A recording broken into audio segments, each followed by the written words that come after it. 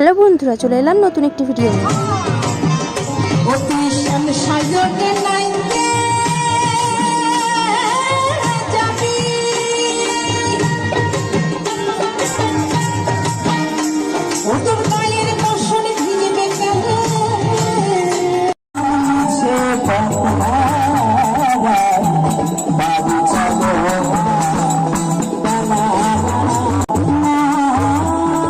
বইমেলার অন্যতম আকর্ষণ বাউল সঙ্গীত শোনার পরে চলুন বইমেলা একটু ঘুরে দেখি।